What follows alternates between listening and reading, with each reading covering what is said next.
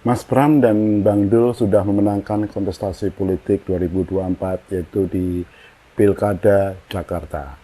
Dan pasangan nomor 3 ini kemarin sudah diberikan surat penetapan dari KPU Jakarta dan diundang untuk dilantik pada 7 Februari ya rencananya. Tapi ada juga yang kabar mengatakan bahwa pelantikan akan ditunda pada bulan Maret nanti mengingat Mahkamah Konstitusi belum menyelesaikan gugatan-gugatan dari calon-calon daerah lain. Pilkada kali ini kan pilkada serentak. Jadi kabarnya gubernur-gubernur yang terpilih itu akan dilantik secara serentak juga oleh presiden. Nah, sekarang apakah Mas Pram dan Bang Dul akan dengan mudah melangkah untuk memimpin Jakarta yang sangat kompleks ini?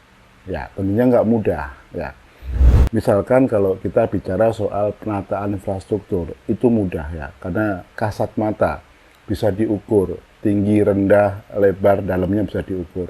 Tapi yang menjadi persoalan adalah bagaimana membenahi mentalitas dari aparatur sipil negara yang bekerja di pemerintahan provinsi daerah khusus Jakarta. Baru-baru ini kita disuguhkan dengan sebuah berita yang cukup mengejutkan yang berasal dari Dinas Kebudayaan DKI Jakarta, yaitu kasus korupsi yang nilai kerugiannya itu mencapai 150 miliar. Siapa tersangkanya? Tersangkanya adalah Kepala Dinas Kebudayaan DKI Jakarta, kemudian Kepala Bidangnya, Kepala Bidang Pemanfaatan. Yang ketiga adalah pihak ketiga atau vendor. Vendor ini adalah sebuah perusahaan event organizer. Masing-masing punya tugas. Pihak Kepala Dinas itu menyiapkan dipanya, kemudian Kepala Bidang Pemanfaatan menyiapkan proposal teknisnya gimana, dan pihak vendor itu menyediakan fasilitas-fasilitas yang akan dipakai oleh Dinas Kebudayaan. Dalam konteks korupsi ini adalah sebuah kegiatan event organizer atau acara-acara budaya gitulah. Jadi rupanya pihak vendor atau pihak ketiga ini menyediakan sanggar-sanggar ataupun tempat-tempat yang bisa dipakai atau dipinjam oleh Dinas Kebudayaan. Nah, sebenarnya ini modus lama ya. Kalau kita sering dengar yang biasa bermain di pemerintahan adalah sistem penunjukan langsung. Jadi event-event ini dibuat seolah-olah ada, padahal tidak terselenggara. Jadi pihak vendor itu biasanya menyediakan laporan berupa foto, video. Tapi apakah misalkan nilai event itu sesuai dengan anggaran yang sudah ditetapkan oleh pemerintah DKI Jakarta, ya itu belum tentu. Nah, disinilah selisihnya. Biasanya antara vendor dengan pihak dinas itu berbagi hasil. Jadi vendor dapat berapa karena menyediakan fasilitas, misalkan meminjamkan perusahaan, meminjamkan fasilitas yang lain, membuat laporan itu istilahnya diberikan biaya juga lah, dibayar juga oleh pihak Dinas Kebudayaan Jakarta ini. Nah, setelah itu laporan selesai, itu akan dikembalikan kepada dinas dan akan disusun dalam bentuk SPJ untuk pencairan dana ke bendahara Pemprov DKI Jakarta. Nah, ini yang menarik ya.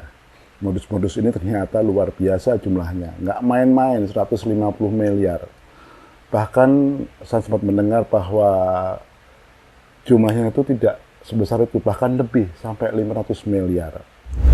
Ya, kasus ini terkuak ketika terbongkar bahwa ada salah satu sanggar, pemilik sanggar, itu yang tadinya sudah dijanjiin akan diberikan istilahnya kegiatan acara untuk kebudayaan, tidak jadi diberikan. Bisa jadi yang tadinya berharap penggiat kebudayaan ini merasa kecewa. Nah, dari situlah mungkin awalnya kasus ini terbongkar. Anggaran di Pemda itu kan sudah transparan ya. Semua orang bisa melihat kalau kita mau mengecek. Misalkan begini, dipanya berapa, kemudian item-item kita itu apa, itu bisa dicek gitu loh.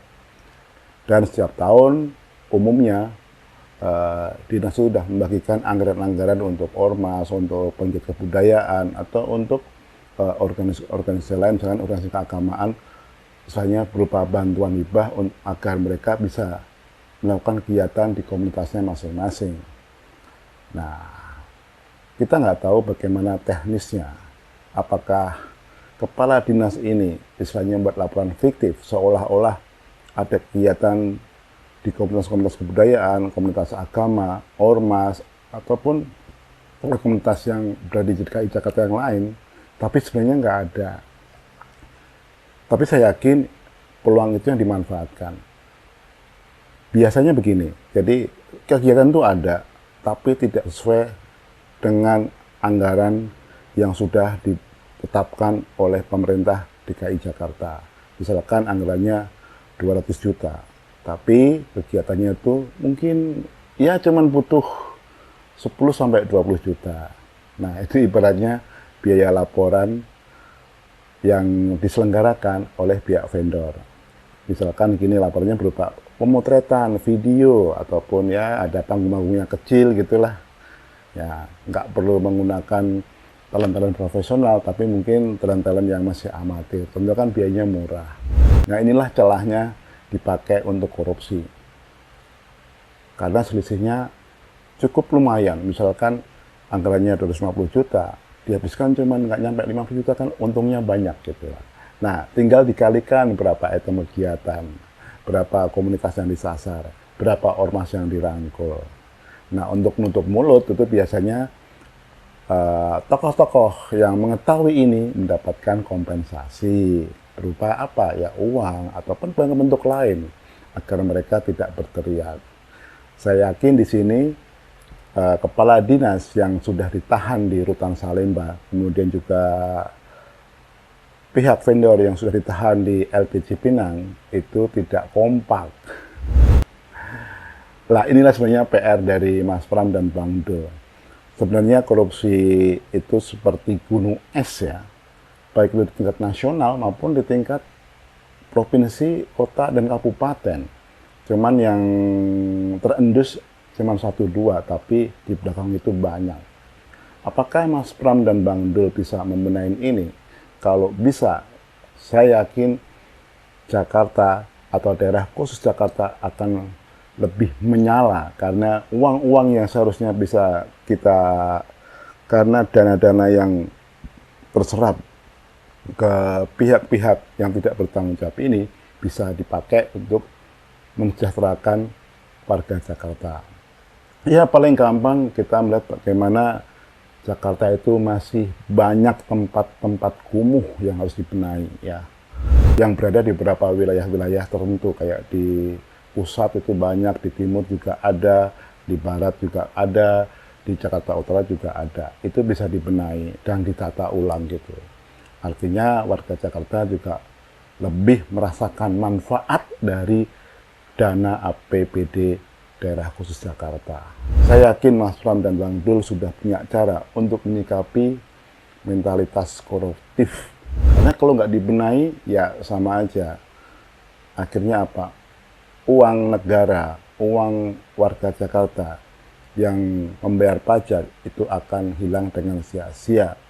Nah, yang semestinya bisa digunakan untuk layanan publik lebih baik atau meningkatkan kualitasnya, baik itu di sektor kesehatan, pendidikan, transportasi, perumahan, atau hal yang lain.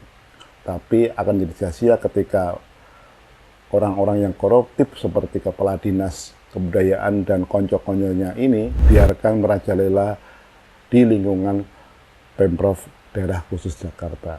Dan ini adalah PR dari Mas Pram yang harus dibenahi, yaitu membenahi mentalitas koruptif dari aparatur sipil Pemprov DKI Jakarta.